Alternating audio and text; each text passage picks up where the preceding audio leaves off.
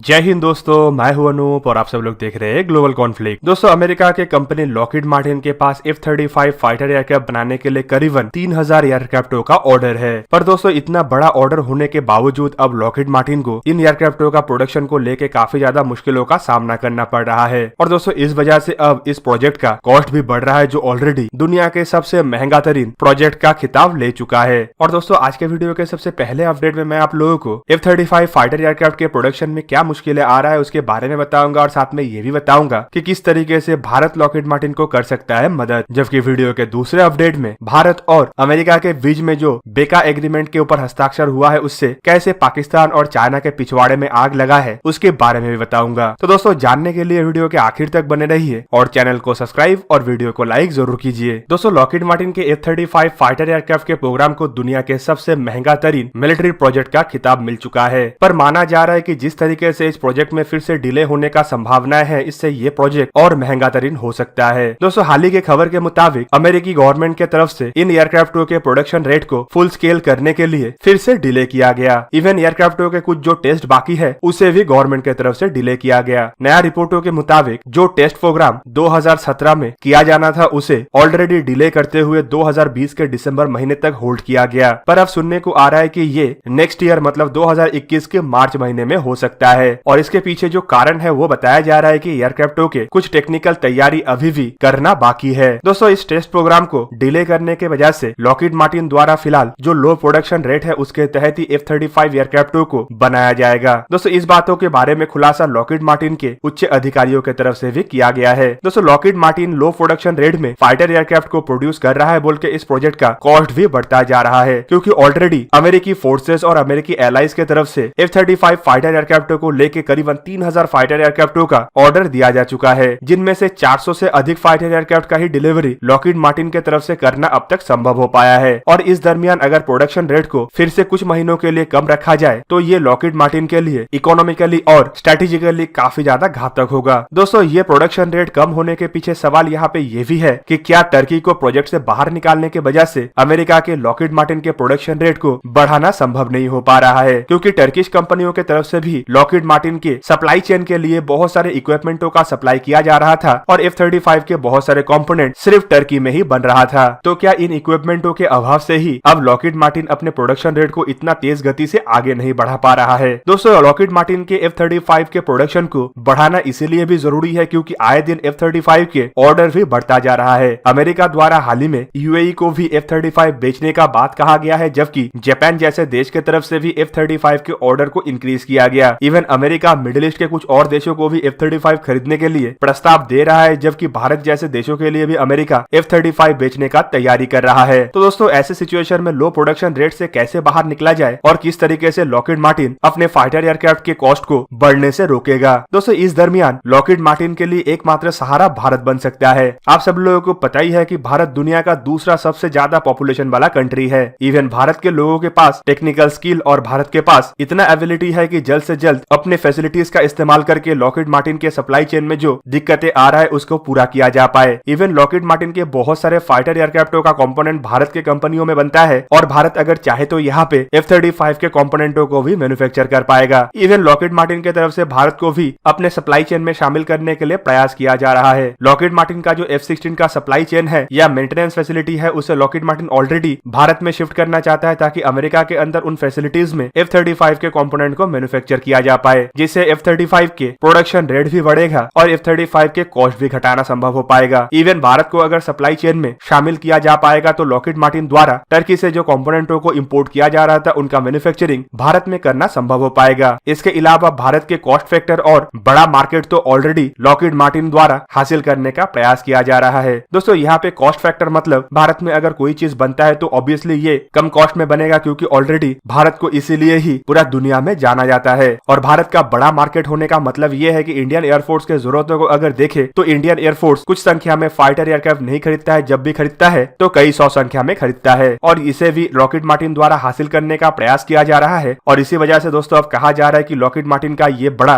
धर्म संकट के समय में भारत ही एकमात्र ऐसा देश है जो लॉकहीड मार्टिन को इससे जल्द से जल्द बाहर निकाल सकता है। दोस्तों, अब चलिए जानते हैं कि किस तरीके से बेका एग्रीमेंट के ऊपर हस्ताक्षर होने के बाद पाकिस्तान और चाइना के पिछवाड़े में आग लगा है। दोस्तों, कल के दिन 2+2 डायलॉग सहयोग के दरमियान इंडिया के defence minister Rajnath Singh, foreign minister doctor S Jaishankar, America के डिफेंस सेक्रेटरी मार्क एस्पर और फॉरेन सेक्रेटरी माइक पॉम्पियो के बीच में भारत और अमेरिका के बीच में चौथा महत्वपूर्ण फंडामेंटल एग्रीमेंट के ऊपर हस्ताक्षर हुआ। दोस्तों ऑलरेडी भारत और अमेरिका के दोस्ती को आगे बढ़ाने के लिए 2002 में पहला समझौता मतलब general security military information agreement, 2016 में logistic exchange memorandum of agreement, 2018 में communication compatibility and security agreement जैसे 3 बेसिक एग्रीमेंट के ऊपर हस्ताक्षर हो चुका है। और अब बेका के ऊपर हस्ताक्षर करने के बाद इंडिया और अमेरिका जिस तरीके से एक दूसरे के और करीब आए, उसी तरीके से इंडिया के डिफेंस कैपेबिलिटी को भी मजबूती और ज्यादा मिलेगा। दोस्तों बेका का मतलब होता है बेसिक एक्सचेंज कोऑपरेशन एग्रीमेंट, जो एक तरीके का जियो स्पेशियल पैक्ट होता है जिसके तहत अब इंडिया अमेरिका के सर्वेलेंस, इंटेलिजेंस गैदरिंग और सैटेलाइटों का एक्सेस हासिल कर पाएगा, जिससे इंडिया के सर्वेलेंस कैपेबिलिटी के साथ साथ मिसाइल के एक्यूरेसी को भी काफी मदद मिलेगा। दोस्तों इसके ऊपर ऑलरेडी मैं कल आपको वीडियो के माध्यम से बता चुका हूँ, लेकिन अब चलिए जानते हैं कि इस एग्रीमेंट के ऊपर हस्ताक्षर होने के बाद चाइना का पिछवाड़ा कितना लाल हुआ। दोस्तों एग्रीमेंट के ऊपर हस्ताक्षर होने के तुरंत बाद ही चाइना का भोपू ग्लोबल टाइम्स बजना शुरू हो गया और ग्लोबल टाइम्स में कुछ सस्ता नशा करने वाले एक्सपर्टों के तरफ से ये तो एक्नॉलेज किया गया कि एग्रीमेंट के बाद भारत के सर्वेलेंस कैपेबिलिटी और मिसाइलों के एक्यूरेसी बढ़ जाएगा, लेकिन साथ में नशे के हालत में अनाप शनाप बकना भी शुरू कर दिया गया और कहा गया कि इससे बॉर्डर में भारत को कोई भी बढ़ोतरी हासिल नहीं होगा। इवन उनका यह भी कहना है कि दोनों देशों के बीच में जो मिलिट्री गैप है उसे भी भारत इस एग्रीमेंट के बाद कम नहीं कर पाएगा। मतलब एक तरफ एक्नॉलेज किया जा रहा है कि भारत का ताकत बढ़ेगा, लेकिन साथ में यह भी कहा जा रहा है कि चाइना और भारत के ताकत के बीच में जो गैप है वो भी कम नहीं होगा। लेकिन कुछ और भी सस्ता नशा करने वाले एक्सपर्टों का तो ये भी कहना था कि अमेरिका इस तरीके का एग्रीमेंट करके भारत को चाइना से दूर कर रहा है। दोस्तों भारत चाइना के करीब कब था जो अमेरिका चाइना से भारत को दूर करेगा, पर दोस्तों ये तो सच है कि इसके बाद अब भारत को चाइना के खिलाफ बेटर सर्विलेंस कैपेबिलिटी और अमेरिकी हथियारों का एक्सेस मिलेगा। दोस्तों चाइना के बाद पाकिस्तान का भी भोपू बजना शुरू हुआ और एक तरीके से बोल सकते हैं कि पाकिस्तान के फॉरेन मिनिस्टर के तरफ से अपना डर का जिक्र किया गया। फॉरेन मिनिस्ट्री के तरफ से तुरंत ही बेका के ऊपर बयान देते हुए साउथ ईस्ट एशिया के स्टेबिलिटी और पीस का हवाला देना शुरू कर दिया गया। दोस्तों साउथ ईस्ट एशिया में आतंकी गतिविधियों को फैला के जो देश पूरा साउथ ईस्ट एशिया को अनस्टेबल करने का कोशिश कर रहा है, खास करके अफगानिस्तान और कश्मीर के सिचुएशन को बिगाड़ने के लिए आतंकी गतिविधियों का सहारा ले रहा है, वो अब कह रहा है कि इससे इस रीजन का पीस बिगड़ेगा। दोस्तों पाकिस्तान के तरफ से भी अपना डर का जिक्र करते हुए कहा गया कि इससे भारत के मिसाइल के एक्यूरेसी बढ़ेगा और भारत अब पिन पॉइंट एक्यूरेसी के साथ स्ट्राइक कर सकेगा। दोस्तों पाकिस्तान का यह भी कहना है कि इससे हथियारों का रेस बढ़ेगा, पर पाकिस्तान भूल चुका है कि हथियारों का रेस एक तरफा कभी नहीं बढ़ता है बल्कि 2 तरफा बढ़ता है। पाकिस्तान को इस तरीके का बयान देने से पहले 1000 बार सोचना चाहिए कि इससे पहले पाकिस्तान किस तरीके का बयान दे चुका है, किस तरीके से पाकिस्तान भारत और अफगानिस्तान के रिश्ते के बीच में हस्तक्षेप करने का कोशिश करता है और किस तरीके से चाइना के साथ मिलकर भारत को लड़ाई का धमकी देता है। तो इस दरमियान अगर भारत और अमेरिका के बीच में कोई हथियारों का डील होता है या कोई एग्रीमेंट होता है तो इससे पाकिस्तान को कतई चिंता नहीं करना चाहिए, क्योंकि ये भारत और अमेरिका का सॉवरेन डिसीजन है और पाकिस्तान के जैसा